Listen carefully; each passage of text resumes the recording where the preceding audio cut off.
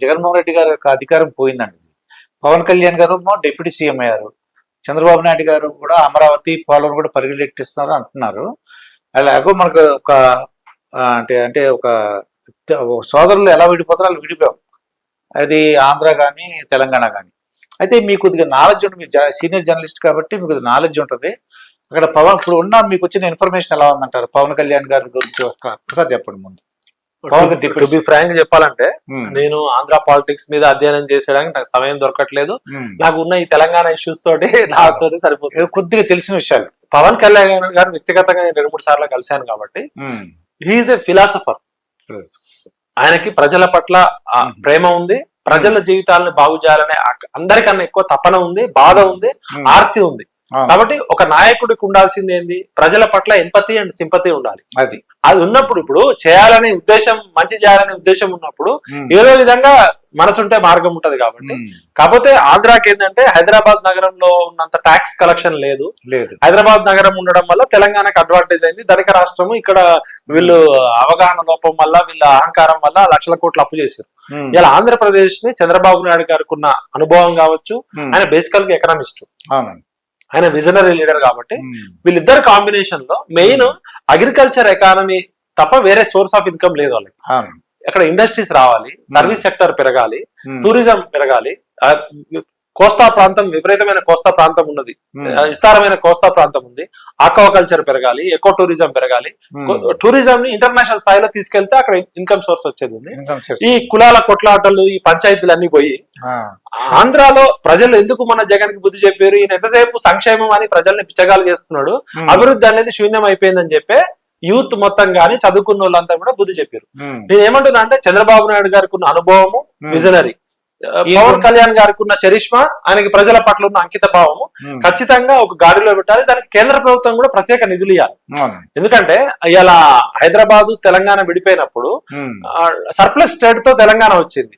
ఆంధ్రప్రదేశ్ కి ఆదాయ వనరులు లేవు, బొమ్ బొమ్ బీర్లు, జామ్ జామ్ బీర్లు కావు. కాబట్టి నేను ఏమంటున్నా అంటే ఆంధ్రప్రదేశ్ అభివృద్ధి చెందాలి. ఆంధ్రప్రదేశ్ అనేది మొత్తం దేశానికి అన్నపూర్ణ లాంటిది. అక్కడ ఆగ్రో ఇండస్ట్రీస్ పెరగాలి, ఫుడ్ ఇండస్ట్రీస్ పెరగాలి. అక్కడ ఉన్న ఆక్వాకల్చర్ కి కేంద్ర ప్రభుత్వం సపోర్ట్ చేయాలి.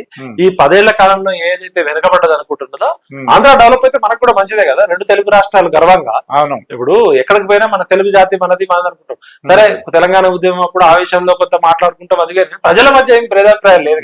ఇప్పుడు ఏ ఆంధ్ర తెలంగాణ వాళ్ళు హైదరాబాద్ లో పట్టుకోలే, విజయవాడ పట్టుకోవాలి. మనం తిరుపతి పోతున్నాం, వాళ్ళు ఇక్కడ ఉంటున్నారు, మంచిగా కొన్ని వందల సంవత్సరాల నుంచి కలిసే ఉంటున్నాం. ఈ రాజకీయ నాయకులు ఇచ్చిన నెరేటివ్ ఒకటి. అప్పుడు తెలంగాణకి అన్యాయం జరిగిన మాట వాస్తవమే. తెలంగాణ సపరేట్ అయిపోయాక ఇద్దరు అన్నదమ్ములు విడిపోయారు, ఎవరి కాపురం వాళ్ళు నిలబెట్టుకుంటున్నారు. ఆంధ్రప్రదేశ్ కున్న భౌగోళిక వనరులు, ఆంధ్రప్రదేశ్ కున్న సహజ వనరులని మోడర్న్ మార్కెట్ తోటి లింక్ చేసి అక్కడ కూడా కుటీర పరిశ్రమలు తీసుకురావాలి. అక్కడ మామిడి పంట విపరీతంగా పండుతుంది, ఆక్వాకల్చర్ విపరీతంగా పండుతుంది, కొబ్బరి పండుతుంది. దీన్ని ఎక్స్పోర్ట్, ఇంటర్నేషనల్ ఎక్స్పోర్ట్ కి తీసుకెళ్ళాలి. ప్రతి ఊర్లో కూడా కుటీర పరిశ్రమల లాగా ఫుడ్ ఇండస్ట్రీస్ రావాలి. ఇప్పుడు అడిషనల్ వాల్యూ క్రియేట్ చేయాలి. అక్కడ విపరీతమైన పాడి పంట ఉంటది, డైరీ కంపెనీస్ రావాలి. ఇప్పుడు టమాటాలు కేజీ 2 రూపాయలకు కొంటాం, కేజీ 50 రూపాయలకు కొన్న సందర్భాలు ఉంటాయి. ఆ పంట పండినప్పుడు దాన్ని అడిషనల్ వాల్యూ ఎట్లా క్రియేట్ చేయాలి? టమాటాలు ఎండబెట్టి టమాటా పౌడర్ చేస్తున్నారు, టమాటాలని సంవత్సరం పాటు నిల్వించుకున్న మెకానిజం ఉంది, స్టోరేజ్. అన్ని రకాల పంటల్ని కూడా అడిషనల్ వాల్యూ క్రియేట్ చేయాలి. ఇప్పుడు మహారాష్ట్రలో డైనమిక్స్ డైరీ అని ఉంది. వాళ్ళు అమూల్ కన్నా పెద్ద కంపెనీ. అది భారతదేశంలో తయారయ్యే చాక్లెట్లలో 80% అక్కడే తయారైతాయి. బ్రాండింగ్ వేరువారు చేసుకుంటారు. శరద్ పవార్ గారు కోఆపరేటివ్ సిస్టమ్ ని బాగా డెవలప్ చేశారు. అందుకని నేను ఏమంటున్నా అంటే ఆంధ్రప్రదేశ్ కున్న సహజ వనరులు, ఆంధ్రప్రదేశ్ కున్న మానవ వనరులు, ఆంధ్రప్రదేశ్ కున్న పొలిటికల్ విజనరీ లీడర్షిప్, ఈ మూడింటికి కేంద్ర ప్రభుత్వం ఇమీడియట్ గా ప్రత్యేకంగా కల్పిస్తే దేశానికి మంచిదండి. సముద్ర తీర ప్రాంతం అనేది ఒక సహజ సిద్ధమైన వనరు. మీరు వినే ఉంటారు అమరావతి గురించి. అంటే జగన్మోహన్ రెడ్డి గారు అమరావతిని అసలు ఒప్పుకోలేదు. ఇప్పుడు మళ్ళీ వాళ్ళు డెవలప్ చేస్తున్నారు. 15,000 కోట్లు కొద్దిగా కేంద్ర ప్రభుత్వం సాయం చేస్తుంది. అంటే వరల్డ్ బ్యాంక్స్ కూడా హెల్ప్ చేస్తున్నాయి అన్నమాట. అమరావతి గురించి విన్నారా లేదా అని? ఇప్పుడు ఒక రాష్ట్రానికి రాజధాని అయితే అవసరం లేదు సార్. అవసరం. ఇప్పుడు విజయవాడ నగరంలో పెరిగిన అవసరాలకు తగ్గట్టు ల్యాండ్ లేదు. ఒకవైపు కొండ, ఒకవైపు నది. కాబట్టి చంద్రబాబు నాయుడు గారు ఒక విజనరీ తోటి మన సింగపూర్, మలేషియా లాగా ఒక రాజధాని ఉండాలని చెప్పి చేశారు. ఏదైనా నాకైతే అప్పుడు ఫస్ట్ హ్యాండ్ ఇన్ఫర్మేషన్ అయితే లేదు.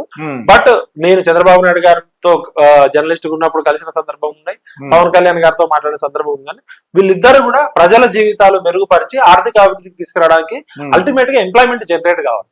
ఇప్పుడు ఆల్రెడీ అగ్రికల్చర్ సెక్టర్ బానే ఉంది, కావాల్సింది ఏంటంటే ఎంప్లాయ్మెంట్ సెక్టర్ కావాలి, ఐటీ సెక్టర్ డెవలప్ కావాలి, సర్వీస్ సెక్టర్ డెవలప్ కావాలి, టూరిజం సెక్టర్ డెవలప్ కావాలి, హెల్త్ ఇండస్ట్రీ డెవలప్ అయితే ఖచ్చితంగా ఆంధ్రప్రదేశ్ కి మంచి భవిష్యత్తు ఉందని. మిమ్మల్ని సీనియర్ జర్నలిస్ట్, ఎందుకంటే మీరు ఆ ఉమ్మడి ఆంధ్రప్రదేశ్ లో కూడా రిపోర్టింగ్ నుంచి స్టార్ట్ చేశారు మీరు.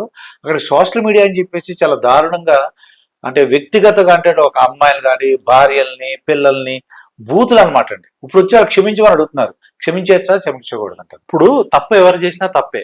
ఇంకొకటి, మన వ్యక్తిగత స్వేచ్ఛ ఎంతవరకు అంటే మీ కోపం నా ముక్కును తాకనంత వరకే. ఫ్రీడమ్ ఆఫ్ ప్రెస్ అనేది మన రాజ్యాంగం ఇచ్చిన హక్కు.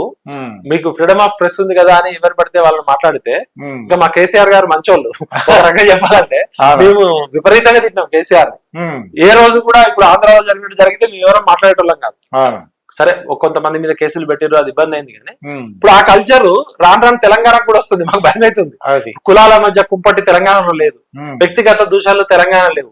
రాను రాను ఇప్పుడు వస్తుంది కాబట్టి మాకు భయం అవుతుంది.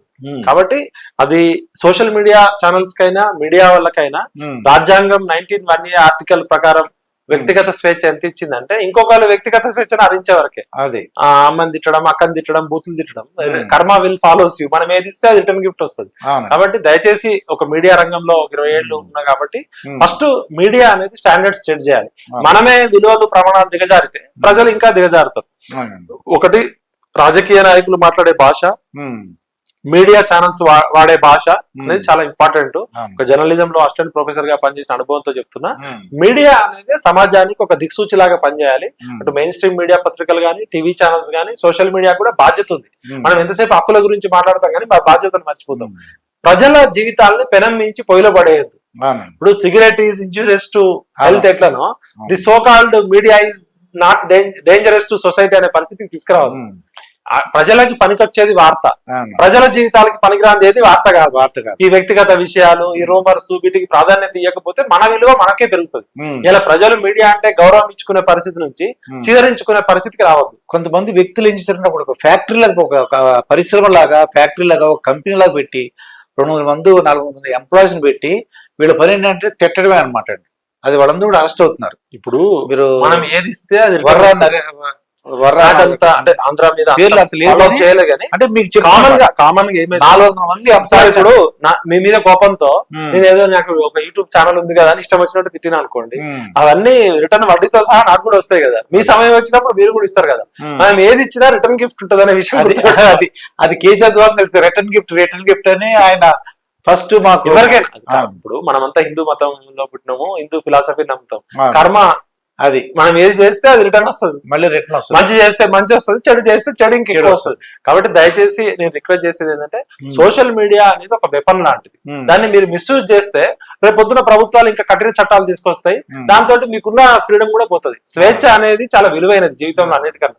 దాన్ని ఇష్టం వచ్చినట్టు వాడితే అది మీకు ఎవరి బొంద వాళ్ళు కాకుండా అవుతుంది. అంటే మీరు 20 years నుంచి అంటే అసిస్టెంట్ ప్రొఫెసర్ ఇన్ జర్నలిజం అన్నారు కాబట్టి, ఒక వాచ్మెన్ లేకపోతే ఒక గుంపు, ఒక 4 కుర్రోళ్ళు ఖాళీగా ఉండి, ఆ ఇంటి పక్కన ఒక గుడిసెలో ఒక అమ్మాయి ఉంటే, ఆ అమ్మాయి ఖాళీగా తల్లిదండ్రులు లేకపోతే చూసి అత్యాచారం చేశారు కోండి, అదే ప్రభుత్వం వైఫల్యం అవుతుందంటారా? ఇప్పుడు అది ప్రభుత్వం అంటే ఓ చంద్రబాబు నాయుడు, లేకపోతే ఒక కేసీఆర్, ఒక రేవంత్ రెడ్డి, కొంతమంది పోలీసులు కాదు. ప్రభుత్వం అంటే ప్రజలే కదా. ప్రజలందరూ కలిసి ఏర్పాటు చేసుకున్న కొంతమంది సేవకులు. ఇంకా ప్రతిదానికి ఇప్పుడు మన ఇద్దరం మాట్లాడుకుంటున్నాం సార్, ఎవడో పిచ్చోడు వచ్చి మన తలకాయ పలగొట్టిండు అనుకోండి, సపోజ్ ఒక మెంటల్ గా, దానికి రాజశేఖర రెడ్డి ఏం చేస్తాడు, చంద్రబాబు నాయుడు ఏం చేస్తాడు, కేసీఆర్ ఏం చేస్తాడు, జగన్ ఏం చేస్తాడు, కొన్ని సంఘటనలు జరుగుతుంటాయి. అది సమాజం యొక్క అవగాహనను బట్టి, సమాజం స్థితిగతులను బట్టి. అందుకనే ప్రభుత్వాలు ఏం చేయాలంటే విద్య, వైద్యం, ఉపాధి ఈ మూడింటి మీద ప్రయారిటీ పెడితే, ఇప్పుడు కొంత వాడికి చదువుకుంటే విచక్షణ పెరుగుతుంది, మంచి ఏంది చెడు ఏంది అని తెలుస్తుంది. కాబట్టి ప్రభుత్వం ఫస్ట్ ప్రయారిటీ ఎడ్యుకేషన్, హెల్త్ ఆ రెండు ఇస్తే ప్రజలు తమ జీవనోపాధి కోసం మార్కెట్ లో పోటీ ప్రపంచంలో వస్తున్న దాన్ని బట్టి పెడతాం. ప్రజలకు కావాల్సిన మినిమం స్కిల్స్ మనం పెంచే విధంగా ఎకో సిస్టమ్ క్రియేట్ చేయాలి. అందరూ ఉద్యోగాలు ఇవ్వలేరు కాబట్టి ఉద్యోగాలు ఇవ్వకపోయినా ఉద్యోగాలను సృష్టించే ఎకో సిస్టమ్ ని క్రియేట్ చేయాలని కోరుతున్నాం. 2 తెలుగు రాష్ట్రాలకి ఆ కెపాసిటీ ఉంది, అది ఆ సహజ వనరులు ఉన్నాయి, మార్కెట్ లో డిమాండ్ ఉంది. కాబట్టి నేను రిక్వెస్ట్ చేసేది ఏంటంటే, మనం మన లిమిట్ మనం తెలుసుకొని ఉంటప్పుడు ఉమ్, మనకి మంచిది, సమాజానికి అదండి.